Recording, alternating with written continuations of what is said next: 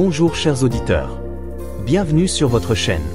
Voici le résumé de la leçon 10 de l'école du sabbat pour le troisième trimestre de l'année 2025. Cette leçon trimestrielle a été préparée par Jiří Moskala, professeur d'exégèse et de théologie de l'Ancien Testament à l'Université Andro.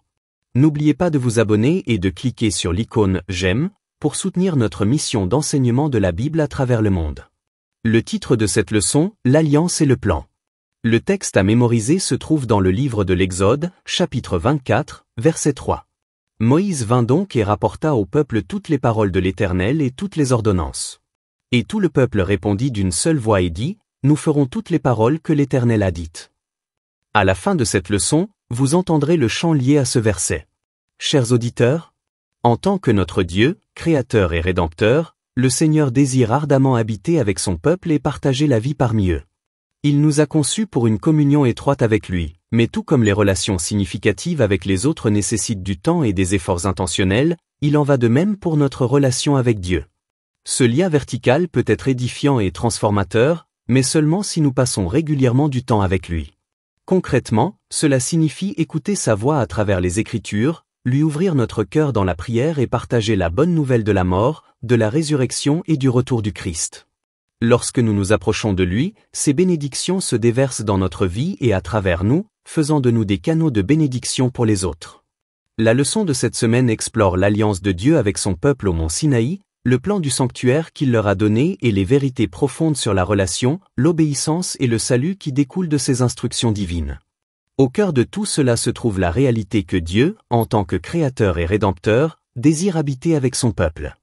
Il aspire à une relation étroite et vivante avec lui, et non à une religion formelle, à des rituels vides de sens ou à une obéissance extérieure. Tout comme les relations humaines nécessitent du temps, des efforts et de la confiance, il en va de même pour notre marche avec Dieu. À travers sa parole, la prière et la mission, les croyants grandissent dans la communion avec lui et apprennent l'obéissance qui découle de l'amour. Leçon du dimanche. Le livre et le sang. Le Dieu vivant de la Bible est le Dieu des relations. Ce qui importe à notre Seigneur, ce n'est pas une chose ou un programme, mais la personne. Ainsi, Dieu accorde une grande attention aux gens, et le but premier de ses activités est d'établir une relation personnelle avec les humains. Après tout, un Dieu qui est amour ne peut être qu'un Dieu qui se soucie des relations, car comment peut-il y avoir de l'amour sans relation? Lorsque Dieu a ratifié son alliance avec Israël dans Exode 24, versets 1 à 8, le processus comprenait à la fois la lecture de sa parole et l'aspersion de sang. Ces deux éléments révèlent deux vérités essentielles. Dieu désire un peuple qui écoute sa parole et s'y engage, mais en même temps, le pardon et le salut ne peuvent venir que par le sang, qui renvoie en fin de compte au sacrifice du Christ. Israël s'est engagé à 2 reprises à faire tout ce que le Seigneur avait dit. Leur sincérité était réelle, mais ils ne comprenaient pas encore la faiblesse de leur propre nature. Comme nous, ils faisaient souvent des promesses mais échouaient. Cela montre que seule la grâce de Dieu et les mérites du Christ rendent l'obéissance possible.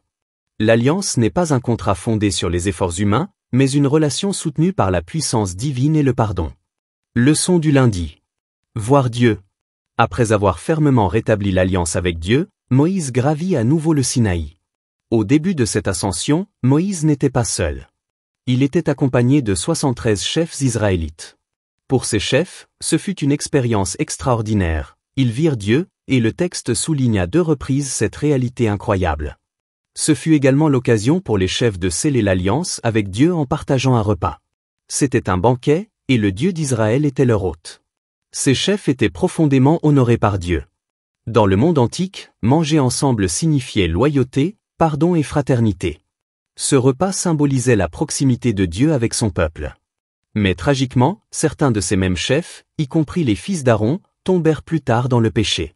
C'est un rappel qui donne à réfléchir. Les grands privilèges et la vérité sacrée ne garantissent pas automatiquement la fidélité. Même avec de riches expériences spirituelles, nous devons rester quotidiennement soumis à Dieu. Leçon du mardi. Le pouvoir d'obéir.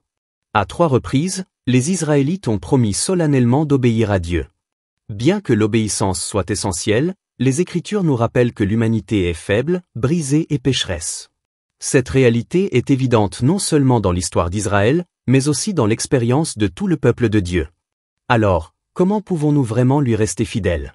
La vérité encourageante est que tout ce que Dieu commande, il nous donne aussi la capacité de l'accomplir. La force qui nous manque vient de lui. Seul Dieu peut transformer le cœur en remplaçant le cœur de pierre par un cœur de chair. Notre rôle est de choisir de nous soumettre à chaque instant à la volonté de Dieu. Mais même dans ce cas, nous ne pouvons pas mettre en œuvre ce choix par nos propres forces. Lorsque nous remettons notre faiblesse à Dieu, il la transforme en force. Comme l'a témoigné Paul, « Quand je suis faible, c'est alors que je suis fort. » 2 Corinthiens chapitre 12 verset 10. En fin de compte, l'obéissance n'est pas seulement une performance humaine, mais un don de Dieu, tout comme la justification et le salut sont ses dons. Il commande et il fournit la puissance d'obéir. Pourtant, une question sérieuse demeure. Si Dieu a promis la puissance d'obéir, pourquoi retombons-nous si souvent dans le péché? Leçon du mercredi. Au milieu de son peuple. Dieu enseignait son peuple par divers moyens, dont l'un était le sanctuaire. Tous ces services renvoyaient à Jésus, ils étaient des leçons concrètes sur le plan du salut, qui allait s'accomplir par Jésus plusieurs siècles plus tard. Dieu a alors demandé à Israël de construire un sanctuaire, afin qu'il puisse habiter parmi eux. Bien que le ciel lui-même ne puisse contenir Dieu, le sanctuaire était un signe visible de sa présence. Il rappelait à Israël que malgré ses échecs, Dieu ne l'avait pas abandonné. Les services du sanctuaire étaient chargés de significations symboliques, annonçant le Christ et son œuvre de salut. Chaque détail, sa structure, ses sacrifices, son sacerdoce faisait partie d'un plan divin reflétant la réalité céleste. Le sanctuaire terrestre a servi jusqu'à la mort du Christ, lorsque le voile s'est déchiré, signifiant que son véritable ministère avait commencé dans le sanctuaire céleste. Jeudi. Rempli de l'Esprit de Dieu. Dieu a même fourni l'Esprit pour permettre la construction du sanctuaire. Bezalel, Aholiab et d'autres artisans ont été remplis de l'Esprit, recevant la sagesse et l'habileté nécessaires à cette tâche sacrée. C'est la première fois dans les Écritures que quelqu'un est décrit comme étant rempli de l'Esprit de Dieu non pas pour prêcher, mais pour exercer un art au service de Dieu. Au milieu de ces instructions, le sabbat a été réaffirmé comme signe de l'alliance. Plus qu'un simple repos, le sabbat témoigne que Dieu est notre Créateur, notre Rédempteur et notre Sanctificateur. Il nous rappelle que la sainteté vient de lui, et non de nous-mêmes.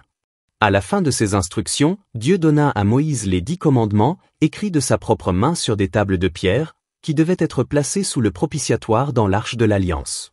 Cela est profondément symbolique. La loi de Dieu est sa norme éternelle, mais au-dessus de la loi se trouve le propitiatoire, le lieu de l'expiation, qui signifie que la miséricorde et la justice se rencontrent en Christ. Leçon du vendredi. Réflexion supplémentaire. Le sanctuaire révélait en miniature tout le plan du salut. Chaque sacrifice indiquait la mort du Christ, chaque service reflétait la justification, la sanctification et le jugement final. La loi de Dieu à l'intérieur de l'arche représentait sa norme parfaite, tandis que le propitiatoire au-dessus révélait sa grâce. Ensemble, ils indiquaient la vérité ultime accomplie en Jésus. Sur la croix, la miséricorde et la vérité se sont rencontrées, la justice et la paix se sont embrassées. Ainsi, l'alliance de Dieu est fondée sur la relation, et non sur le rituel. Les promesses humaines d'obéissance sont fragiles, la véritable obéissance ne vient que par l'Esprit de Dieu. Le sanctuaire était la demeure visible de Dieu et un outil pédagogique indiquant l'œuvre salvatrice du Christ.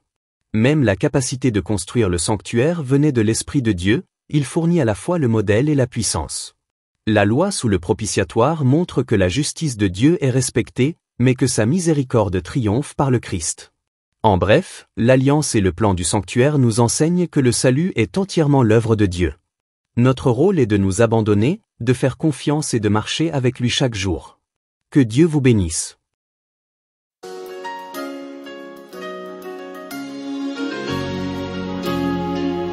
So Moses came and told the people all the words of the Lord and all the judgment, and all the people answered with one